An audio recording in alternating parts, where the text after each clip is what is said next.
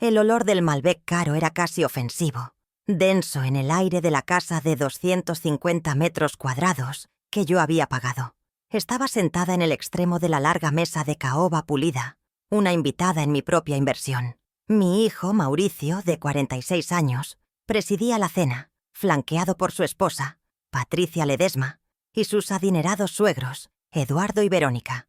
El tintineo de los cubiertos de plata contra la porcelana fina era el único sonido, hasta que Mauricio se puso de pie, levantando su copa. Yo, Amalia Rivas, a mis 71 años, ya no era contadora, pero sabía sumar la arrogancia en sus rostros. Verónica Solana, la suegra, me observaba con una lástima mal disimulada. Su vestido de diseñador contrastaba fuertemente con mi traje sastre, práctico y comprado en una tienda departamental. Eduardo Ledesma hablaba en voz alta sobre sus recientes vacaciones en un crucero por el Mediterráneo, un viaje que, según él, habían financiado generosamente para la feliz pareja.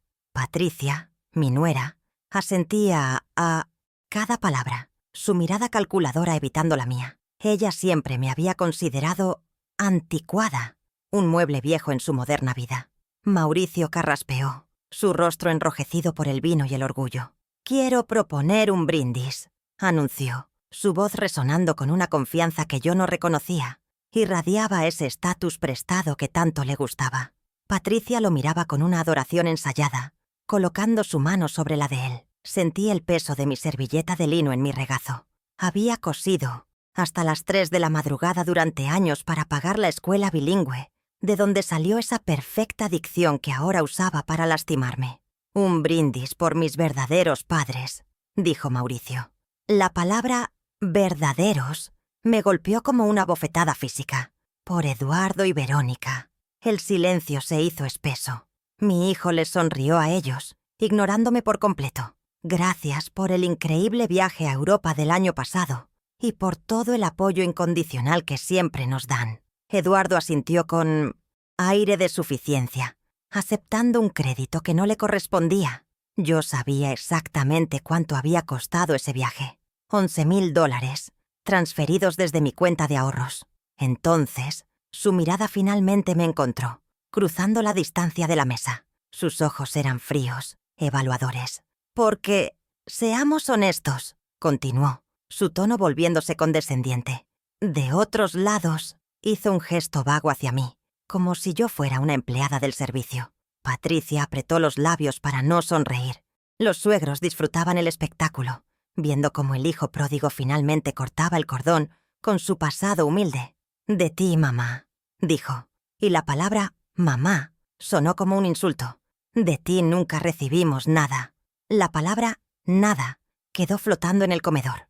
«Nada». 40 años de mi vida. Los $80,000 de la venta del departamento de mis padres, que usé para el pago inicial de esa misma casa. Los $12,000 para la remodelación de la cocina que Patricia ahora presumía como suya. Todo se convirtió en nada. No lloré, no levanté la voz. Los años de auditoría me enseñaron a controlar mis emociones y a enfocarme en los hechos. Dejé que el silencio se alargara, que su crueldad resonara.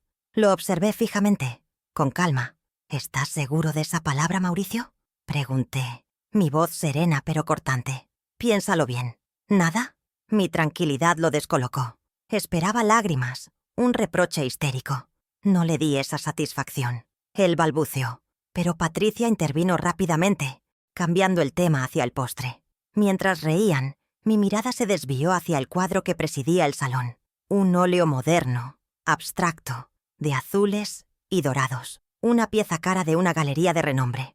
Mauricio solía decir que se lo habían regalado sus suegros en 2019. Pero yo sabía la verdad. Yo todavía guardaba el recibo de esa galería. La cena terminó.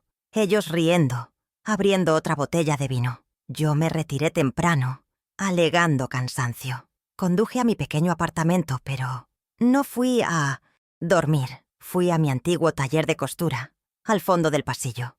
Abrí el archivador metálico gris de 4 gavetas, el que rechinaba un poco. Saqué la carpeta colgante con la etiqueta escrita a mano, la que decía «Mauricio». El metal del archivador se sentía frío bajo mis dedos, un ancla en la tormenta de humillación que acababa de soportar. La carpeta Mauricio estaba gruesa, abultada con 4 décadas de papeles. El olor a celulosa vieja y tinta seca era el perfume de mi vida. Mi carrera como contadora no había terminado cuando dejé la firma en 1995. Simplemente había cambiado de cliente. Mi único cliente era el futuro de mi hijo, y yo había sido meticulosa en mi contabilidad. Cada factura era un asiento contable en el libro mayor de mi sacrificio. Y esta noche, por primera vez, sentía la necesidad de hacer una auditoría completa. Me detuve en el primer sobre, fechado en 1995. Recordé la decisión. Dejé un puesto gerencial y un salario de $60,000 anuales para convertir mi sala en un taller de costura. El olor a tiza de sastre y seda cruda reemplazó al del café de oficina y los informes impresos. Lo hice por flexibilidad. Lo hice para estar allí cuando Mauricio volviera de la escuela. Pero, sobre todo, lo hice porque la escuela bilingüe que él necesitaba para tener un futuro costaba $8,000 al año, y mi salario de contadora, con sus horas fijas, no me permitía generar ese extra. Así comenzaron los turnos triples. Mi día no terminaba a las 5:00 p.m. Mi día terminaba a las 3:00 a.m., con la espalda rota y los dedos pinchados bajo la luz amarillenta de mi lámpara de coser.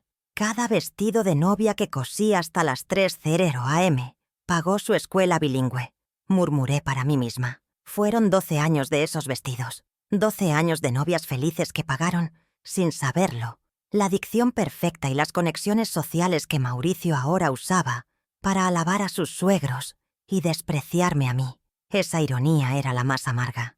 Yo financié las herramientas de su ascenso social, y la primera persona que él descartó con esas herramientas fui yo.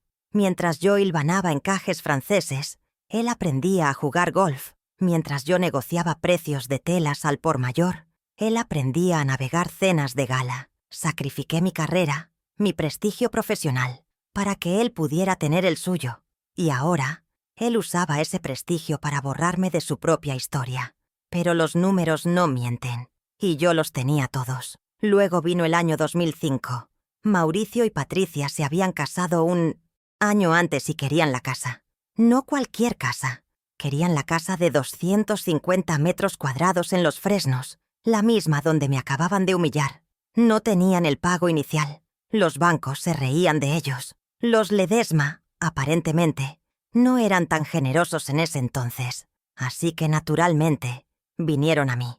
«Mamá, es la única oportunidad», me dijo Mauricio, con esa urgencia fingida que yo confundía con ambición. Fui al banco al día siguiente. Firmé los papeles para vender el departamento de mis padres en el centro, mi única herencia, el lugar donde crecí, lleno de recuerdos que valían más que cualquier tasación.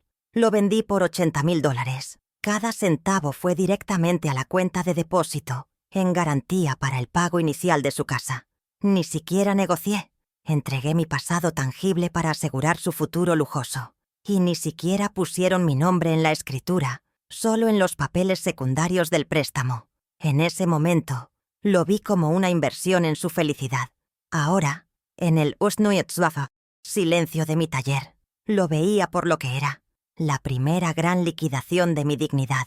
Recordé la pequeña cocina de azulejos amarillos de mis padres, el olor a estofado de mi madre. Esa memoria fue reemplazada por la cocina de granito importado y electrodomésticos de acero inoxidable que Patricia presumía. Una cocina que, irónicamente, también terminé pagando yo. Llegué a la factura de 2018, la remodelación de esa cocina. Mauricio y Patricia me invitaron a cenar, no en su casa, sino en mi pequeño apartamento. Me trajeron un vino barato. Hablaron durante 1 hora sobre la inflación, sobre cómo Patricia merecía un espacio funcional para recibir a sus clientes. «Es solo un préstamo, mamá», dijo Mauricio, colocando su mano sobre la mía. «Solo $12,000. Te lo devolvemos en 6 meses, en cuanto cerremos un proyecto». Saqué el dinero de mi fondo de jubilación anticipada. Los $12,000 se transfirieron al día siguiente. Vi cómo instalaban el mármol italiano y la isla central del Pfums, $5,000. Los 6 meses se convirtieron en un año. El año se convirtió en 2. Nunca volví a ver un centavo de ese dinero. La palabra préstamo se disolvió en el aire, tan rápido como el dinero había desaparecido de mi cuenta. El abuso real vino después, sutilmente. Fue un microabuso, un gaslighting constante. Hace solo 6 meses, en esa misma cocina, Patricia me dijo casualmente mientras preparaba un café en su cafetera de $800. Ay, Amalia, qué memoria la tuya. Quizás no recuerdas, pero eso fue un regalo. Tú misma lo ofreciste. Estábamos tan agradecidos. Me lo dijo con una sonrisa como si me hiciera un favor al corregir mi confusión. Me trató como a una anciana senil. Ese era el patrón. Los $35,000 de su maestría en administración, que él nunca terminó. Los $11,000 del viaje a Europa que supuestamente pagaron los suegros. Las primas de seguro de sus autos de lujo durante los primeros 5 años. Incluso la deuda de juego de $10,000 de Eduardo, su suegro, que Mauricio me suplicó que cubriera en 2022 para salvar la reputación de la familia. Todo estaba allí, en esa carpeta, con fechas, montos y números de transferencia. Pero esa noche, mi mano no buscaba esos recibos antiguos. Esos solo eran el contexto de mi dolor. Buscaba un documento mucho más reciente. Uno que había llegado por correo certificado hacía 3 semanas y que había guardado aquí, lejos de ojos curiosos. Un documento que cambiaba la ecuación de ingratitud a criminalidad. El asunto, abogado, Octavio Bernal, había sido muy claro. Amalia, me dijo por teléfono, el usufructo que les firmaste venció, pero lo que hicieron después, usando tu firma, es mucho peor. La carpeta Mauricio era solo el comienzo. Los recibos antiguos eran el prólogo de mi dolor, pero no la herramienta de mi liberación. Para eso necesitaba documentos con validez legal actual, no solo moral. Mi mente de contadora se activó, fría y metódica, buscando discrepancias en el balance de mi vida actual. Mi primer objetivo era mi caja fuerte personal, un modelo antiguo de pared que había instalado en mi taller de costura, oculto detrás de un muestrario de telas. La llave, como siempre, estaba en el fondo de mi costurero, bajo los carretes de hilo de seda. Deslicé la llave en la cerradura. Giró con un chasquido sordo. Dentro, el aire olía a papel importante y a metal. Estaban mis antiguos títulos profesionales, el certificado de defunción de mi esposo y una carpeta de cuero marrón, etiquetada «Propiedades». Allí, debajo de la escritura original de mi apartamento, estaba el documento que buscaba, el acuerdo de usufructo temporal, firmado en 2005, que le otorgaba a Mauricio y Patricia el derecho de vivir en la casa de los Fresnos 440, la casa que yo pagué.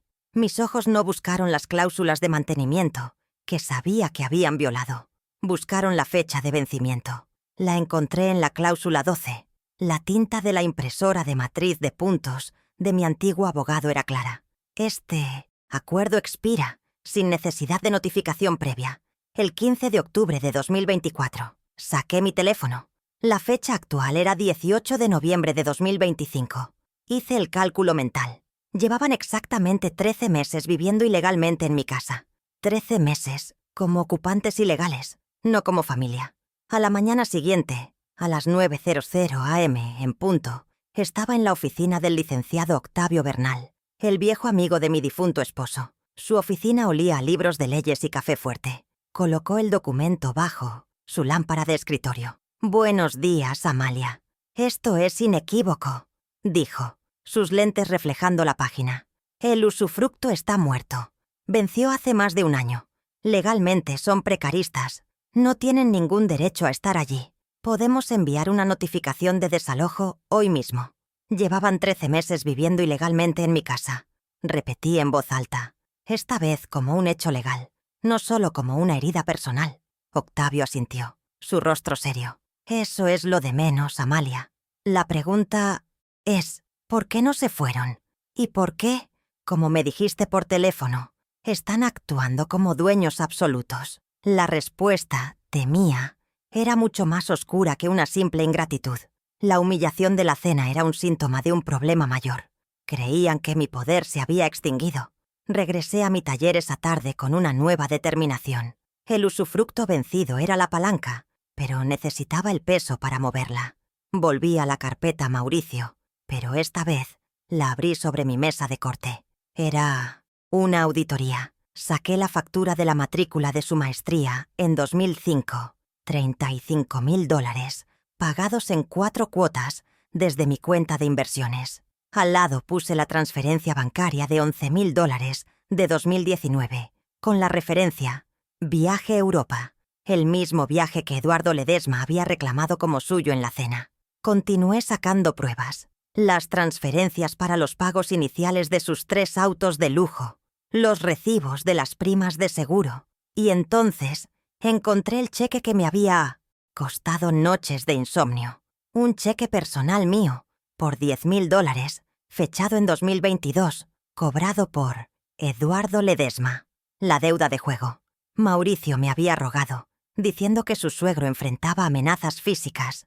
Yo había salvado al hombre que ahora se sentaba en mi mesa, comía mi comida y permitía que su yerno me llamara nada. Mi vida estaba allí, en cientos de facturas y comprobantes bancarios. Cada papel era una prueba de mi sacrificio. Cada viaje, cada cama, cada vacación, todo tenía mi firma. La narrativa que habían construido, donde ellos eran triunfadores hechos a sí mismos y yo una reliquia inútil, era una farsa total. Había financiado hasta el último detalle de la vida que usaban para despreciarme, pero aún no entendía cómo planeaban quedarse con mi casa si el usufructo había terminado. La respuesta llegó el martes por la noche. No vino de mis archivos, sino de mi única aliada en esa casa, mi nieta, Marina. Marina, con sus 19 años y su alma de artista, siempre había mantenido una línea de comunicación secreta conmigo. Recibí un mensaje de texto. Abuela, estoy en casa de papá. Estaba buscando un cargador en su escritorio y se cayó un cajón. Encontré esto. No parece correcto. Adjunto al mensaje había una foto. Mi corazón se detuvo. Era una notificación oficial del Banco Nacional. Una carta de mora. El destinatario era Mauricio Rivas, pero la propiedad en garantía era la mía. Calle Los Fresnos 440. Mis ojos escanearon la imagen borrosa, buscando el monto. Un préstamo de $75.000. Un préstamo que yo nunca había solicitado, ni aprobado, ni visto. Aumenté la imagen en mi teléfono. La foto era clara. En la esquina inferior del contrato de préstamo adjunto estaba la firma. Mi firma. Amalia Rivas. Pero no era mi firma. Era un garabato torpe, una imitación burda, una falsificación evidente. El aire abandonó mis pulmones. Esto no era manipulación emocional. Esto era un delito federal. Habían usado un poder de administración que les di en 2005, el cual estaba atado al usufructo y por lo tanto también vencido, para hipotecar mi casa. No solo eran ingratos, eran criminales. Esa fue la frase que resonó en mi cabeza. La humillación de la cena palideció en comparación. La deuda de $75.000 ahora estaba vinculada a mi propiedad. Estaban usando mi patrimonio para financiar sus lujos, como el nuevo BMW que Mauricio había mencionado querer comprar. Me habían despojado de mi dinero durante 40 años, y ahora venían por el Sales capital. Llamé a Marina inmediatamente. Le pedí que volviera a poner todo en su lugar y que no dijera nada. Estás en lo cierto, querida. No es correcto. Gracias por tu valor. Marina, sin embargo, tenía más que decir. Abuela, hay algo más. Yo todavía tengo acceso a la tablet familiar. A veces la uso para mis clases de arte. Patricia no sabe que aún tengo la contraseña. Hubo un silencio en la línea, luego el sonido de sus dedos tecleando. Espera, susurró. Ella tiene una carpeta de correo electrónico llamada Proyectos Casa. Mi sangre se heló. Podía oír su respiración nerviosa. Abuela, hay un correo enviado la semana pasada a un agente inmobiliario. Se llama Tasación Urgente. Los Fresnos 440. Mi mano apretó el teléfono con tanta fuerza que mis nudillos se pusieron blancos. ¿Qué dice Marina? Léemelo. Exactamente, le ordené. Mi voz tranquila, pero mortal. Marina tragó saliva y leyó. Estimado señor Gómez, necesitamos una tasación actualizada de la propiedad En calle Los Fresnos 440 lo antes posible. La dueña registrada es mi suegra, Amalia Rivas, pero estamos en el proceso de... Marina hizo una pausa, incrédula. ¿Qué es interdicción, abuela? Cerré los ojos. La palabra legal resonó como una sentencia de muerte. Interdicción. Declarar a alguien incapacitado, incompetente, senil. Sigue leyendo, Marina. Su voz tembló. Pero ya no está en sus cabales. Estamos viendo la interdicción. Necesitamos el valor de mercado para proceder con la venta tan pronto como obtengamos la tutela. Atentamente, Patricia Ledesma. Colgué el teléfono. El plan era completo. No solo querían robar mi casa falsificando mi firma, querían robar mi identidad. Querían declararme legalmente incompetente para poder liquidar mi único activo importante y quedarse con los $75,000 de la hipoteca ilegal, además del producto de la venta. La humillación en la cena no fue un desliz, fue el primer paso para construir la narrativa de que Amalia está perdiendo la memoria. Me senté en mi taller, rodeada por 4 décadas de pruebas. La prueba 1, el documento de usufructo vencido, que demostraba que eran ocupantes ilegales. La prueba 2, la carpeta de recibos, que demostraba que yo había pagado por cada ladrillo y cada viaje. La prueba 3, la foto de la hipoteca fraudulenta de $75,000, que demostraba que eran criminales. Y la prueba 4, el correo electrónico de Patricia, que demostraba que planeaban despojarme de mi cordura y mi libertad. La rabia que sentí no era caliente, era fría, era precisa. Era la rabia de una contadora que acaba de encontrar un desfalco de proporciones catastróficas. Habían calculado mal sus pasivos. Habían subestimado groseramente sus activos. Creían que yo era una cuenta por cobrar vencida, fácil de dar de baja.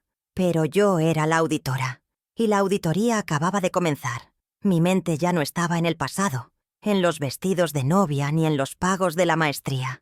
Estaba en el futuro inmediato. En los próximos 7 días tenía que moverme más rápido que ellos. El juego había cambiado. El mapa de riesgos había escalado de lo doméstico a lo financiero y ahora a lo patrimonial y la libertad personal. Mauricio, Patricia y los Ledesma habían firmado su propia sentencia en ese correo electrónico. Agarré mi bolso y las llaves de mi auto. Mi siguiente parada era, de nuevo, la oficina del licenciado Octavio Bernal. Esta vez, no iba a preguntar si eran precaristas. Iba a planificar la ejecución de la hipoteca de sus vidas. El lunes a las 10:00 a.m. El sol de la mañana cortaba en ángulos agudos la oficina del licenciado Octavio Bernal. Ya no era la visita de una viuda preocupada. Era la reunión de una estratega. Puse las 2 nuevas piezas de evidencia sobre su escritorio de caoba. La foto de Marina de la hipoteca fraudulenta, prueba 3, y el correo electrónico de Patricia sobre la interdicción, prueba 4. El olor a café fuerte de Octavio se disipó, reemplazado por la tensión. Observó las pruebas, sus cejas grises frunciéndose. No, dijo nada durante un largo minuto. Simplemente leía el correo de Patricia una y otra vez. Amalia, dijo finalmente, quitándose los lentes. Su tono ya no era compasivo, era el de un colega. Esto deja de ser un asunto civil de desalojo por usufructo vencido. Esto es fraude bancario, falsificación de documentos y con este correo, una clara conspiración para cometer despojo mediante la incapacitación. Me gustó su lenguaje.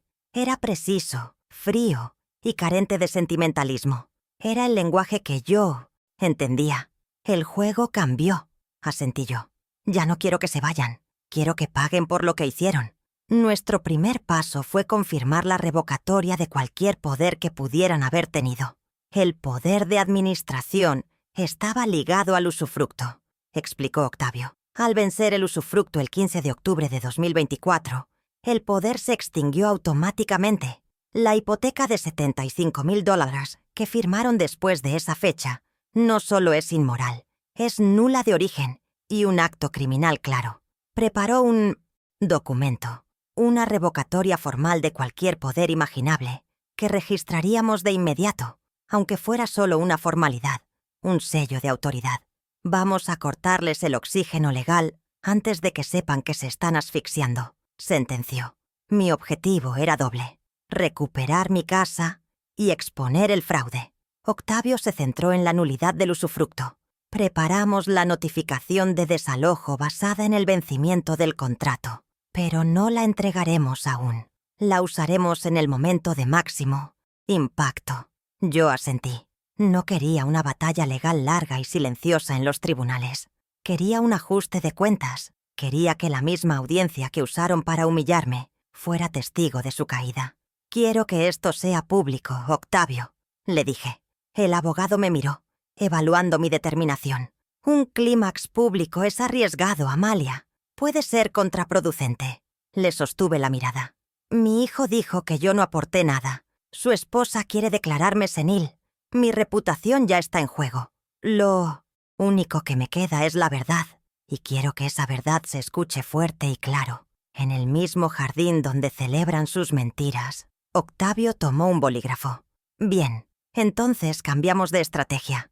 No será un desalojo, será una ejecución. Pero primero, debemos neutralizar la amenaza inmediata. El banco». El martes a las 9:00 am, entramos en la sucursal central del Banco Nacional. El mármol era frío y la iluminación fluorescente hacía que todos parecieran pálidos. Nos recibió un gerente de cuentas visiblemente nervioso, alertado por la presencia de un abogado.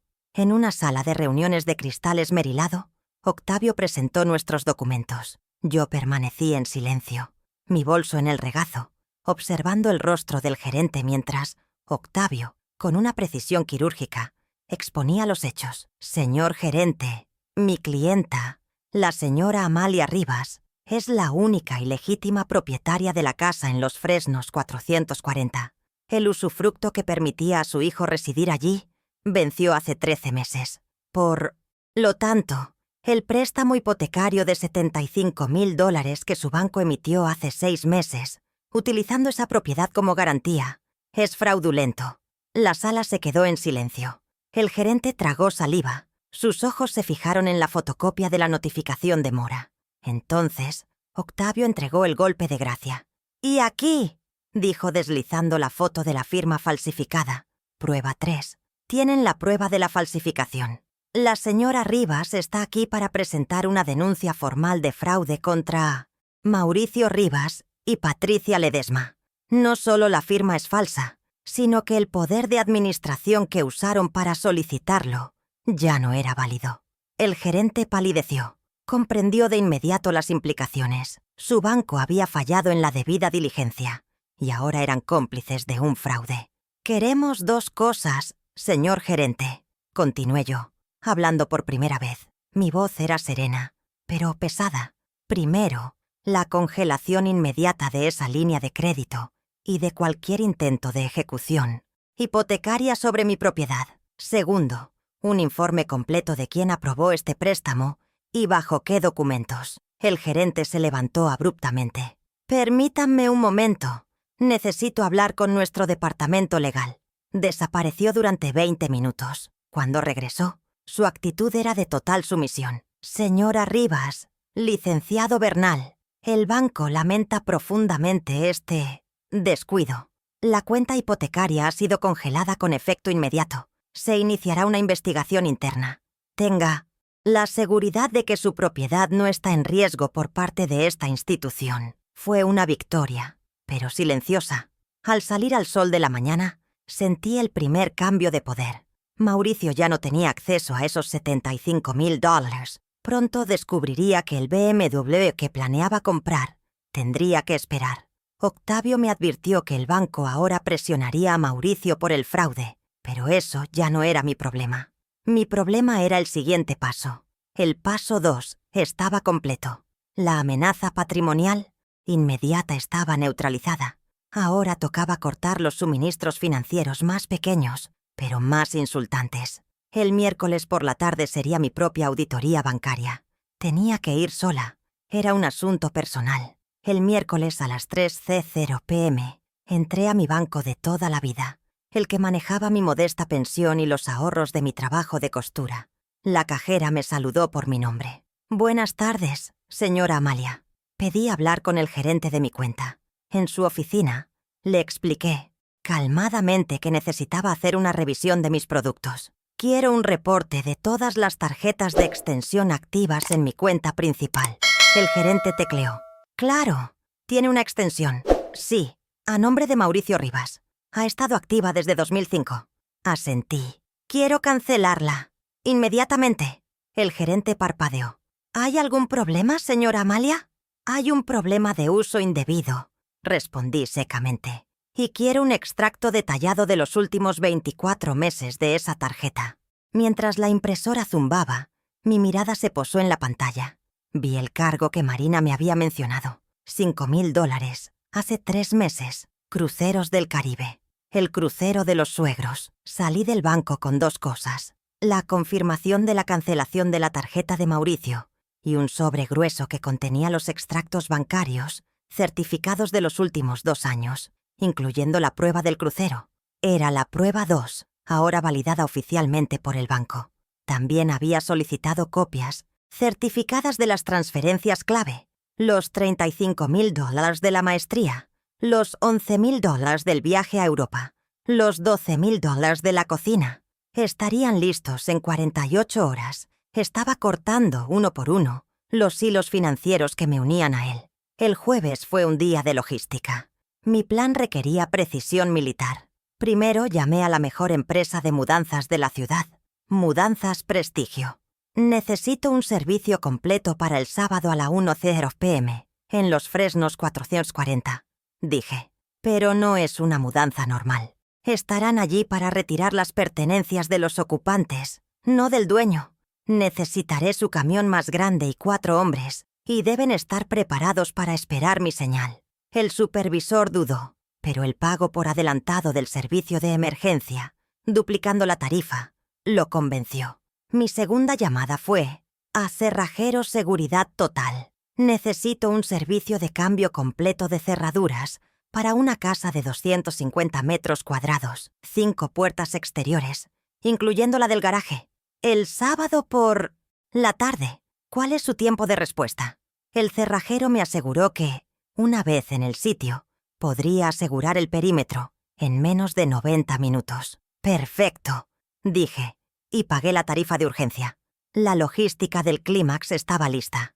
El camión de mudanzas llegaría justo cuando la fiesta estuviera en su apogeo, y el cerrajero llegaría después. El jueves por la tarde, estaba en mi taller, archivando los nuevos documentos en la carpeta Mauricio, que ahora estaba dividida en sacrificios y fraudes. La casa estaba en silencio. Había construido meticulosamente el mecanismo de mi venganza. Cada paso estaba asegurado. Cada prueba estaba validada. No había cabos sueltos. Estaba lista. Mi teléfono sonó. El identificador de llamadas decía Mauricio. Mi corazón no dio un vuelco. Estaba frío. Tranquilo, contesté. Hola, mamá, dijo. Su voz con ese tono lastimero que siempre usaba cuando necesitaba dinero. Qué bueno que te encuentro. Oye, ¿será que me puedes ayudar? Necesito $1,000 para el seguro del auto nuevo que vamos a comprar. Sentí una calma absoluta. El auto que planeaba comprar con el dinero fraudulento de mi hipoteca. Claro, hijo, respondí. Mi voz suave, maternal. Paso mañana por el banco y te hago la transferencia. Él suspiró aliviado. Gracias, mami. Eres la mejor. Por cierto, el sábado haremos una parrillada para celebrar el auto nuevo. ¿Por qué no vienes?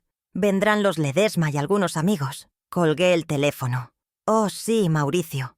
Allí estaré, murmuré. Observé el recibo del pago de la mudanza en mi escritorio. Le dije que sí. Le dije que le daría los $1,000. Fue la última mentira que le permití, y sería la última vez que me subestimaría. El viernes por la mañana fue la calma antes de la tormenta. Fui a mi banco personal y recogí el sobre final. Contenía las copias certificadas de las transferencias clave. Los $35,000 de la maestría en 2005.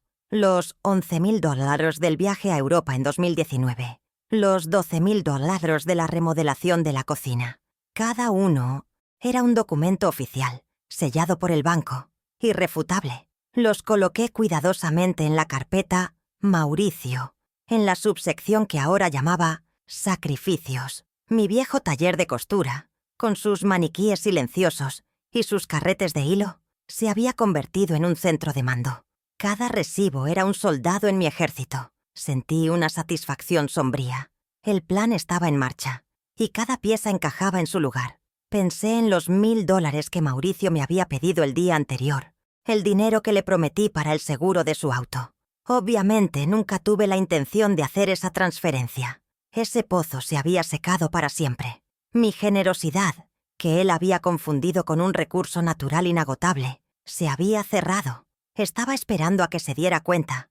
No tuve que esperar mucho. Mi teléfono sonó exactamente a las 11:15 am.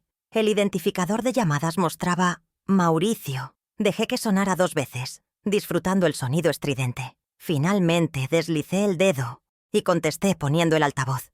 No dije «hola», simplemente esperé. El silencio duró un segundo, y luego fue roto. La voz de mi hijo no era el gemido lastimero que usaba para pedir dinero. Era un rugido, un sonido gutural de pánico y rabia. «Mamá, ¿qué diablos hiciste?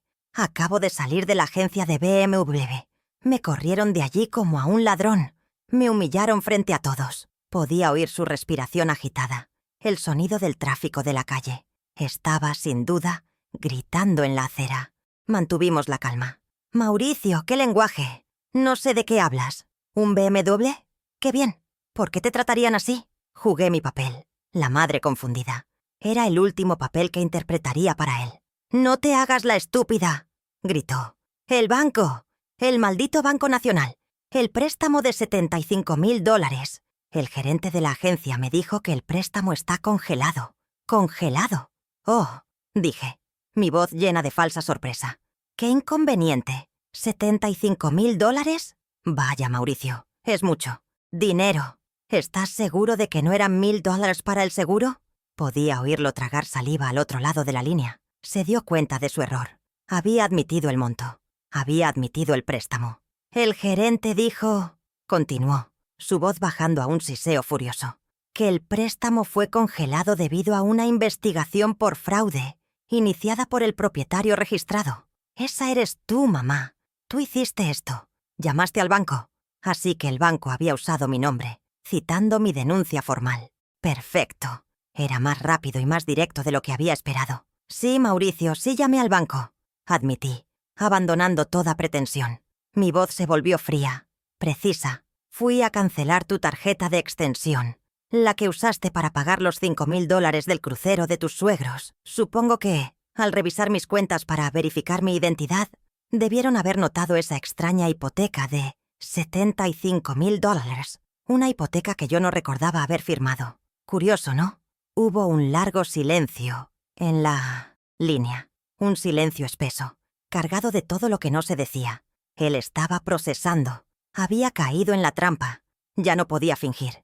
Él sabía que yo sabía. Esta era la victoria intermedia. El poder acababa de cambiar de manos, y el sonido de ese cambio fue el silencio de mi hijo. «Mamá, tú no entiendes», comenzó a balbucear. «Era un movimiento de negocios. Patricia, era para la casa». Entonces oí un forcejeo. El chillido de Patricia Ledesma era como metal arañando un cristal. «Dame ese teléfono, vieja estúpida. Arruinaste todo. Teníamos todo planeado. Ese dinero era nuestro», gritó. «Nuestro». Qué palabra tan interesante. «Ahora Eduardo y Verónica van a pensar que somos unos fracasados. Nos dejaste en ridículo». «Patricia», la interrumpí, mi voz tan tranquila que tuvo que callarse para oírme. «Qué bueno que estás en la línea». Justo llamaba a Mauricio, pero parece que me ahorró el esfuerzo. Solo quería confirmar mi asistencia para la parrillada de mañana. Ella se quedó sin aliento, sin palabras. «A pesar de la mala noticia del auto, supongo que la celebración sigue en pie, ¿verdad? Porque tengo mucho que celebrar yo misma». Ella estaba atónita. Esperaba que yo me disculpara, que me asustara, que arreglara el desastre que ella creía que yo había causado. En lugar de eso, estaba confirmando mi asistencia a su fiesta. La dinámica se había invertido por completo. Yo ya no era la víctima invitada para ser humillada. Era la auditora principal, llegando para presentar mi informe final. «No te atrevas a venir», siseó. «No eres bienvenida». «Oh, Patricia, qué graciosa», respondí. permitiéndome una pequeña y fría risa. Pero es que la casa sigue siendo mía, así que técnicamente yo decido quién es bienvenido. Y llevaré un invitado. Se llama licenciado Octavio Bernal. Dile a Mauricio que se prepare. Y dile a tus padres que también lleven sus documentos, por si acaso. Nos vemos mañana a la 1 en punto. Colgué antes de que pudiera responder. La victoria no fue solo el dinero congelado. No fue solo el BMW perdido. Fue el pánico. Fue el miedo absoluto que acababa de inyectar en su casa. Las próximas 24 horas no serían de celebración para ellos. Serían de terror. El clímax ya no sería una emboscada mía. Sería una ejecución pública que ellos veían venir. Y eso era una venganza mucho más fría. El sábado llegó con un sol implacable. A la 1 de la tarde el calor era denso. La música festiva flotaba desde el jardín trasero de la calle, Los Fresnos 440, un sonido obscenamente alegre. Había unos 15 invitados, amigos de la pareja, todos con sus ropas de lino y sus copas de vino caras, reunidos para celebrar un BMW que nunca llegó. Pude ver a Mauricio y a Patricia desde la calle. Se movían con una rigidez desesperada. Sus sonrisas eran muecas de pánico. La llamada telefónica de ayer, la humillación en la agencia de autos, había surtido efecto. Estaban fingiendo para su audiencia, pero el miedo se les pegaba a la piel como el sudor. Caminé por la entrada lateral del jardín, no como una invitada, sino como la propietaria ejecutando una auditoría. El césped, que yo había pagado por instalar, se sentía firme bajo mis tacones bajos. No venía de luto. Vestía un traje sastre de lino color marfil, mi armadura de batalla. A mi derecha caminaba el licenciado Octavio Bernal, su maletín de cuero conteniendo la sentencia. A mi izquierda, 2 hombres altos, discretos, con trajes oscuros. Eran de una firma de seguridad privada que Octavio había contratado. No estaban allí para la violencia. Estaban allí para representar la autoridad innegable. En el instante en que mis zapatos tocaron la piedra del patio, la música pareció detenerse. Una conversación sobre yates se cortó a mitad de frase. 15 cabezas giraron al unísono. Los suegros, Eduardo y Verónica, que estaban junto a la parrilla, se congelaron. Mauricio, que sostenía unas pinzas de carne, las dejó caer con un estrépito metálico sobre la piedra. Su rostro, ya pálido por la preocupación de las últimas 24 horas, adquirió un tono grisáceo. Patricia dejó escapar un pequeño sonido ahogado, su copa de champán temblando violentamente en su mano. Mauricio fue el primero en reaccionar, intentando una última bravuconada. Dejó a sus invitados y caminó hacia mí, cruzando el césped con una falsa autoridad. «Mamá, ¿qué haces aquí? Te dije ayer, te dije que no eras bienvenida. No puedes estar aquí. Vete». Su voz era aguda, delatando el pánico que sentía. Los invitados observaban, confundidos, sintiendo el drama, sus ojos yendo de él a mí. La fiesta se había convertido en un tribunal. Me detuve en el centro del jardín. No levanté la voz. Dejé que el silencio fuera mi heraldo. «Hola, Mauricio.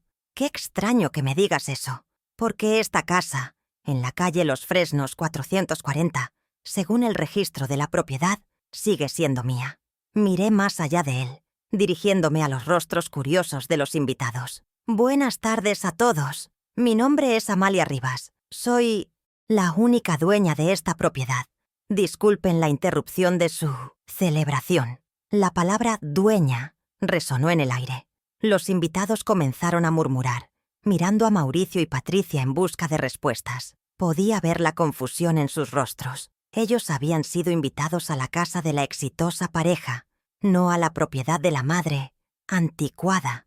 La base misma de la reputación de mi hijo se estaba agrietando bajo sus pies. Eduardo y Verónica, los verdaderos padres, parecían de repente muy pequeños, atrapados en la mentira que habían ayudado a construir. Patricia, al ver que su mundo social se desmoronaba, corrió hacia mí, su rostro rojo de furia. La fachada de decoradora sofisticada se evaporó, revelando la víbora que había debajo. «¡Estás loca!», me gritó. «¡Estás senil! Se los dije a todos. Lo está perdiendo». Se volvió hacia los invitados. «Está confundida, pobrecita». Luego cometió su último error táctico. Se giró hacia mis guardias de seguridad. «¡Seguridad! ¡Sáquenla! ¡De aquí! Ahora mismo. Los dos hombres, imponentes en sus trajes, ni siquiera la miraron. Sus ojos estaban fijos al frente. El licenciado Bernal dio un paso adelante, colocando su maletín sobre la mesa de los aperitivos. «Me temo que no podemos hacer eso, señora Ledesma», dijo Octavio con voz tranquila y autorizada. «Estos hombres trabajan para la señora Amalia Rivas, y en cuanto a su diagnóstico sobre la senilidad de mi clienta, creo que usted se refiere a este correo electrónico». Octavio sacó la primera hoja de su maletín. La prueba 4. El correo electrónico al agente inmobiliario. Le entregó una copia a Patricia. Aquí dice, cito, «La dueña es mi suegra, pero ya no está en sus cabales. Estamos viendo la interdicción». La voz de Octavio era clara. Cada palabra caía como una piedra. Patricia retrocedió como si el papel la quemara, pero yo tomé otra copia y la sostuve para que los invitados la vieran. «¡Eso es privado! ¡Es mentira!», gritó Patricia, su voz ahora un chillido histérico. «No puedes mostrar eso». Los invitados jadearon. Una mujer con un vestido amarillo brillante se tapó la boca. «Era privado, Patricia», respondí yo, mi voz fría cortando su histeria. «Hasta que decidiste conspirar para declararme incompetente y robarme mi casa. Como puedes ver, mis cabales están perfectamente intactos. De hecho, mi contabilidad nunca ha sido más precisa». Verónica Solana, la suegra, finalmente habló. «Mauricio, haz algo. Es tu madre. Está montando una escena». Pero Mauricio estaba paralizado, pálido y mudo, viendo cómo su vida se incendiaba. Me volví hacia él, bajando el correo. «Y tú, Mauricio, sigues aquí, celebrando la compra de un BMW nuevo. Qué extraño, porque el gerente de la agencia me dijo que ayer te echaron de allí. ¿Olvidaste contarles a tus amigos que el préstamo de $75,000 fue congelado por fraude?» Los murmullos de los invitados se convirtieron en un zumbido de asombro. «Fraude» era una palabra que entendían. «Mamá, por favor», suplicó Mauricio, su voz apenas un susurro. «No hagas esto». Era el mismo tono que usaba para pedirme dinero. «Pero si tú mismo lo dijiste, Mauricio», continué, implacable. «En la cena, hace una semana, dijiste que yo nunca había aportado nada. Tus amigos aquí presentes», señalé a la audiencia horrorizada, «deben saber la verdad de ese nada». Octavio me entregó el siguiente documento. La prueba 3. La notificación de hipoteca fraudulenta. «Para que todos lo sepan», anuncié. Al grupo, mi hijo y mi nuera usaron un poder vencido para falsificar mi firma y obtener una hipoteca ilegal de $75,000 sobre esta casa. El dinero que usaron para pagar sus lujos, como el crucero de sus suegros y el auto que no pudieron comprar. Un hombre con camisa de golf, que había estado felicitando a Mauricio antes, dio un paso atrás, como si se distanciara de una enfermedad. «Pero el fraude es reciente», continué. «El nada es mucho más antiguo». Octavio abrió la carpeta de mitocencias, cuero gastado.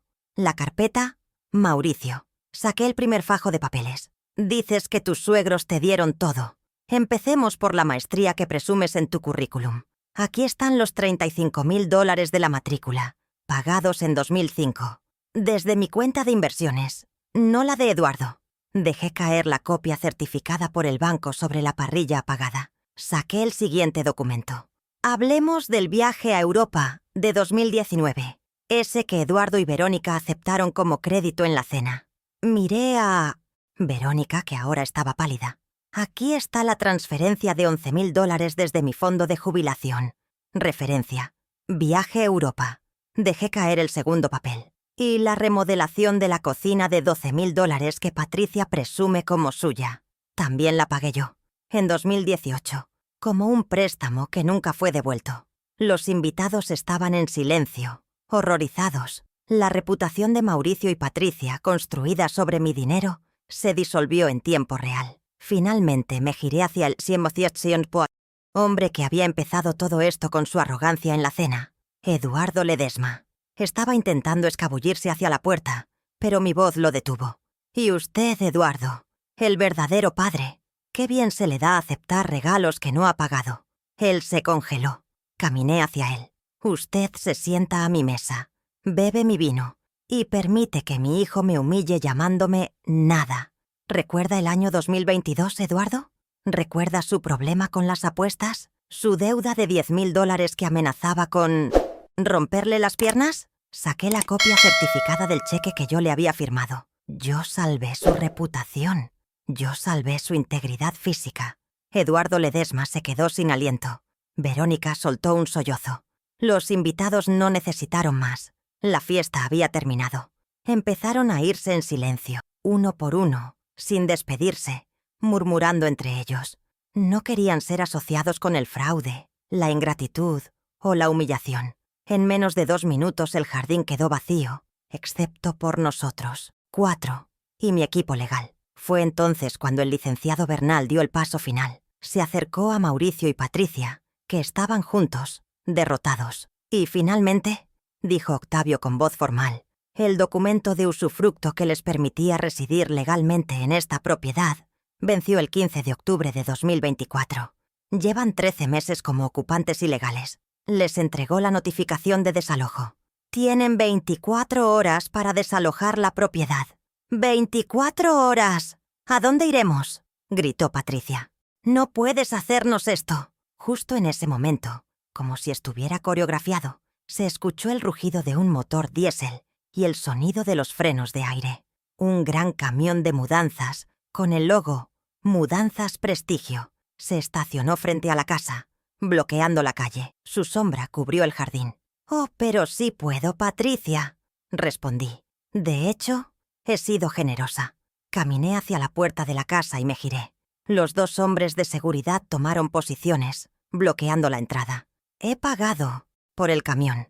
Pueden llevarse su ropa, sus efectos personales, nada más. Sus muebles, su arte, todo lo que habían presumido, se quedaba».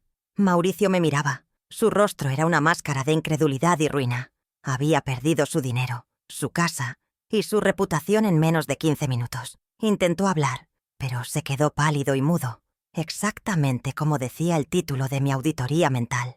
No le quedaban más mentiras. «Confundiste mi generosidad con estupidez, Mauricio», le dije, mi voz tranquila. Por fin, confundiste mi silencio con permiso. Has vivido de mi nada toda tu vida. Lo miré por última vez, no con odio, sino con la fría indiferencia de una contadora que cierra un libro de cuentas. Yo soy contadora, Mauricio. Los números no mienten. ¿Y tu cuenta, hijo mío? Está en rojo. Estás en bancarrota. El estruendo del camión de mudanzas al cerrar sus puertas fue el sonido final de mi antigua vida. Las consecuencias, a diferencia de mi generosidad, no fueron negociables. El Banco Nacional, en un esfuerzo por protegerse de su propia negligencia, en la debida diligencia, procedió con todo el peso de la ley. Iniciaron acciones legales formales contra Mauricio Rivas por fraude bancario y falsificación de documentos. Dejó de ser un drama familiar para convertirse en un expediente penal. Octavio me informó que la evidencia era irrefutable. La firma falsificada, el poder de administración vencido y mi testimonio jurado creaban un caso sólido. La amenaza de tiempo en prisión se volvió una realidad tangible para mi hijo, una consecuencia que él, en su mundo de apariencias, nunca creyó posible. La caída social fue igual de rápida y mucho más pública. Mauricio y Patricia, despojados de su hogar y de su reputación, tuvieron que aceptar la humillante oferta de Eduardo Ledesma. Se mudaron a un pequeño apartamento de 2 habitaciones en un barrio obrero, pagado a regañadientes por el suegro. Eduardo, cuya propia reputación quedó manchada por la revelación de su deuda de juego, de $10,000, ya no era el patriarca triunfante, sino un hombre amargado que albergaba a la pareja fracasada que había implosionado en su propia fiesta. Los amigos que habían asistido a la parrillada se evaporaron, no queriendo verse asociados con el fraude y el escándalo. Patricia, me enteré, intentó seguir trabajando como decoradora, pero la historia de su conspiración para declararme incompetente se esparció como veneno en su círculo social. Mi primera acción fue recuperar mi espacio. Esa misma tarde del sábado, mientras el camión de mudanzas se alejaba, el cerrajero que había contratado comenzó su trabajo. El sonido agudo del metal cortando nuevas llaves fue el sonido más dulce de mi libertad. Cambié cada cerradura de la casa de los Fresnos 440. Al entrar, caminé por las habitaciones ahora vacías, pero el aire aún se sentía pesado con el eco de las mentiras. Cada rincón, cada piso de madera que yo había pagado, estaba contaminado. Esta casa ya no era un hogar, era un activo, tóxico, un monumento de 250 metros cuadrados a 40 años de sacrificios mal pagados. Tomé la decisión antes de que el cerrajero terminara. No me quedaría aquí. Puse la casa a la venta la semana siguiente, gracias a que la hipoteca fraudulenta de $75,000 fue congelada y estaba en proceso de anulación legal. El título de propiedad estaba limpio. El mercado estaba alto. La casa se vendió en menos de 15 días y por una suma significativamente mayor de la que Patricia había esperado obtener con su tasación urgente. El cierre de la venta fue rápido, eficiente y completamente impersonal. Ver esa cantidad de dinero transferida a mi cuenta no se sintió como una victoria, sino como el cierre final de un libro de contabilidad. Era el reembolso de mi inversión inicial de $80,000, más 4 décadas de intereses de dolor y sufrimiento. El capítulo de los Fresnos estaba, por fin, contablemente cerrado. Con esos fondos, y con mis propios ahorros ahora seguros y consolidados, hice lo que debía haber hecho hacía décadas. Invertí en mí misma. No compré otra casa suburbana llena de habitaciones vacías. Compré un ático de lujo en el centro de la ciudad, un espacio de techos altos, ventanas de piso a techo y una terraza que miraba por encima del ruido y el caos. Era moderno, limpio y absolutamente mío. Lo más importante era su ubicación. Estaba a solo 3 cuadras del edificio de apartamentos de mi nieta Marina, que estudiaba arte en la universidad. Ya no tendría que conducir 40 minutos para ver a la única persona de mi linaje que había demostrado tener una brújula moral intacta. La mejor habitación del ático no era el dormitorio principal, sino el estudio. Convertí un gran cuarto de huéspedes en mi nuevo taller de costura.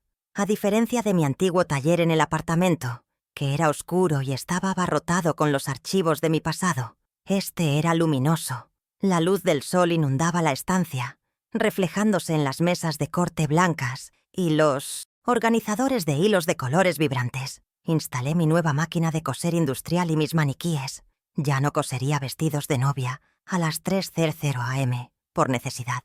Ahora diseñaría por placer, para Marina y para mí. Era un espacio de creación, no de sacrificio. Mi siguiente visita fue de nuevo al licenciado Octavio Bernal, pero esta vez no fuimos a su oficina para destruir, sino para construir.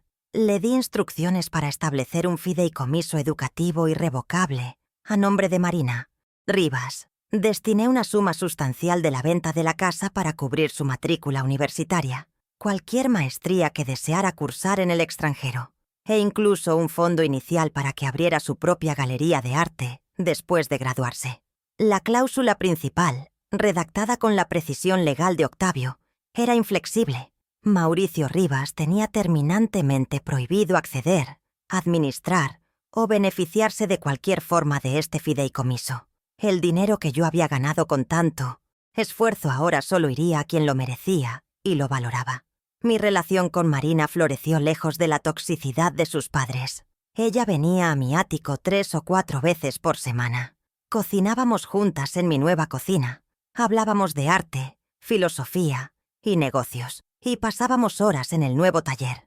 Marina tenía un talento natural para el diseño, una sensibilidad para la tela y la forma que Patricia, con su enfoque materialista y superficial, nunca habría entendido. «Abuela», me dijo un día, mientras ajustábamos un vestido de seda verde esmeralda que habíamos diseñado juntas, «me enseñaste que la contabilidad no es solo sobre dinero, es sobre el valor real de las cosas, y tú, finalmente, estás cobrando lo que vales». La escena final de mi restauración tuvo lugar un martes por la tarde. El sol de la tarde se filtraba por las enormes ventanas del taller, creando patrones dorados en el suelo de madera clara. Marina estaba de pie sobre un pequeño pedestal, probándose el vestido de seda verde que habíamos terminado. Daba vueltas lentamente, y la tela se movía con una gracia que me llenaba de un orgullo tranquilo. «Es perfecto, abuela. Absolutamente perfecto», dijo. su reflejo en el espejo mostrándome a una mujer joven, fuerte e íntegra. El verdadero legado de mi vida. Estábamos riendo, discutiendo qué zapatos usaría con él. Justo en ese momento, mi teléfono sonó sobre la mesa de corte. La vibración fue un zumbido discordante en la paz de mi taller. Era un número desconocido. No solía contestar números desconocidos, pero algo en mi intuición me hizo mirar la pantalla. Lo dejé sonar una vez. Luego, un segundo timbre. Marina me miró, inquisitivamente, dejando de admirar el vestido. Levanté el teléfono. La pantalla se iluminó con una notificación de, quizás, Mauricio Rivas. Mi teléfono, incluso después de haber borrado su número, recordaba el patrón de llamadas. Mi pulgar se cernió sobre el botón verde de aceptar. Podía oír su voz en mi cabeza, incluso antes de contestar. Estaría llorando, estaría suplicando, pidiendo perdón, pidiendo dinero, pidiéndome que detuviera a los abogados del banco. Una vida entera de súplicas y demandas veladas, todo contenido en ese icono verde brillante. Todo el poder que él había intentado arrebatarme estaba ahora en mi mano, en la decisión de aceptar o rechazar esa llamada. Miré el nombre en la pantalla, Mauricio Rivas. Luego miré a mi nieta, resplandeciente en el vestido de seda, el futuro. Miré mi taller bañado por el sol, mi ático con vistas a la ciudad, mi nueva vida construida no sobre sacrificios, sino sobre la verdad. Ya no había nada que auditar, no había nada que negociar. La cuenta estaba cerrada, el balance finalizado. Apreté el botón rojo, corté la llamada. El teléfono volvió al silencio. Marina me sonrió. Una sonrisa pequeña, pero que lo entendía todo. No dijo nada. No necesitaba hacerlo. Volví a mi mesa de trabajo, donde me esperaba mi taza de té de porcelana fina. Ya no era el té frío y amargo que bebía en las cenas humillantes mientras me ignoraban. Era un Earl Grey, caliente, aromático. Lo tomé en mis manos, sintiendo el calor. Observé la ciudad extenderse bajo mi ventana. El silencio en mi ático era absoluto, pacífico, y lo más importante, era mío. Lo había pagado con 40 años de recibos. Mauricio nunca más intentó llamar. Las consecuencias legales de su fraude lo mantendrían ocupado durante años. Había perdido su casa, su línea de crédito, su reputación, y finalmente, había perdido a su madre y a su hija. Había liquidado todo su capital social y emocional por unos cuantos viajes pagados y la aprobación vacía de sus suegros. Su balance final era un cero absoluto, una bancarrota moral de la que nunca se recuperaría. Yo, por otro lado, finalmente tenía mis libros en orden, cada cuenta saldada.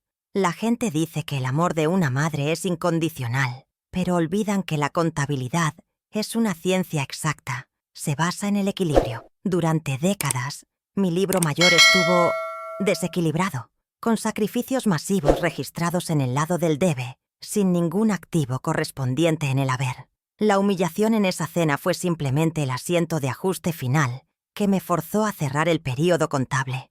Él dijo que yo no di nada, pero le di todo. Le di la vida, le di una fortuna y finalmente le di la lección que nunca olvidará.